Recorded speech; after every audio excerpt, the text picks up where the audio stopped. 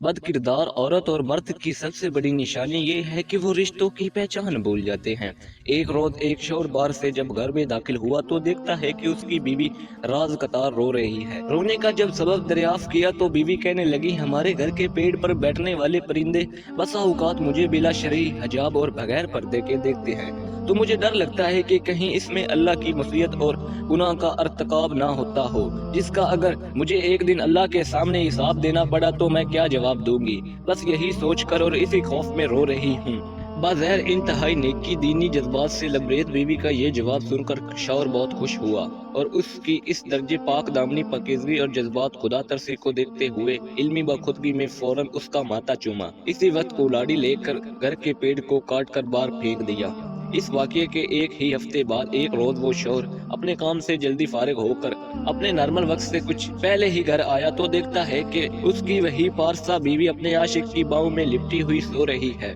वो नाकाबिल यकीन दिल खराश मंजर देखकर उसने मजीद कुछ नहीं किया, बस घर से अपना बाज जरूरियात का सामान लिया और अपना घर और बस्ती छोड़कर निकल पड़ा। वो चलते चलते एक दूसरे शहर तक पहुंच गया जो बादशाह का वक्त का अपना शहर था। वहां देखता है कि अमीर महल के इर्द गिर्द काफी लोग जमा हैं। ये मंजर देखकर जब उसने इस भीड़ का सबब पूछा तो लोगों ने बताया बादशाह सलामत की तिजोरी चोरी हो गई है। इसी दौरान इस भीड़ से एक शख्स का गुजर हुआ जो पूरे पैरों की बजाय सिर्फ अपनी उंगलियों के अतराफ के बल बहुत संभल संभल और बचा बचा इंतहाई एहतियात से चल रहा था। उस आदमी ने जब इस शख्स के बारे में पूछा कि ये साहब कौन है तो लोगों ने बताया कि इस शहर के दीनी गुरु मजहबी पेशवा और शेख साहब हैं जो अपनी उंगलियों के बल महज इसलिए चलते हैं कि ताकि उनके पाँव के नीचे कोई चुनकी आकर कहीं दब न जाए और इसकी मौत हो जाए और इसी तरह वो नाहक कत्ल नफ्स के अजीम गुनाह के मर्तकब न ठहराया जाए। शेख साहब के मुतालिक लोगों का ये जवाब सुनकर उस आदमी ने फौरन कहा, अल्लाह की कसम मुझे बादशाह के खजाने और तिजोरी के चोर का पता हतमी मिल गया है,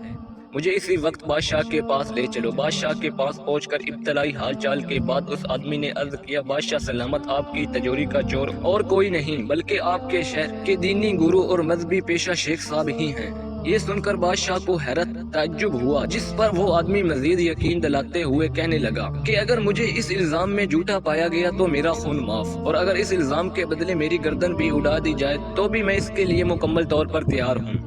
आखिरकार बादशाह ने उसका इतना पुख्ता जवाब सुनकर शेख साहब को फौरन दरबार में हाजिर करने का हुक्म दिया। इन्हें दरबार में लाया गया। पूछताछ और तहकीक के बाद आखिरकार शेख साहब ने अपना जुर्म कबूल और तिजोरी चोर का एतराफ कर ही लिया। शेख के इकरार जुर्म के बाद बादशाह उस शख्स से कहने लगा, तुम ये बताओ कि आखिर तुम्हें कैसे पता चला कि चोर यही शेख साहब हैं, जबकि वो अपनी ज़ाहिरी शक्ल व सूरत से इंतहाई नेकी और पासा दिखते हैं। बादशाह के उस सवाल का जो कीमती जवाब उस आदमी ने अपने साबका तजर्बे की रोशनी में दिया, वो जवाब ये था कि जब भी इजहार पारसाई में मुबाबला आराई हो रही हो और जहाँ भी नेकी और फजाइल के बयान में हद से ज्यादा दिखावा नजर आए तो फौरन समझ लें कि वहाँ जरूर किसी बड़े जुर्म और गुनाह को छुपाने की कोशिश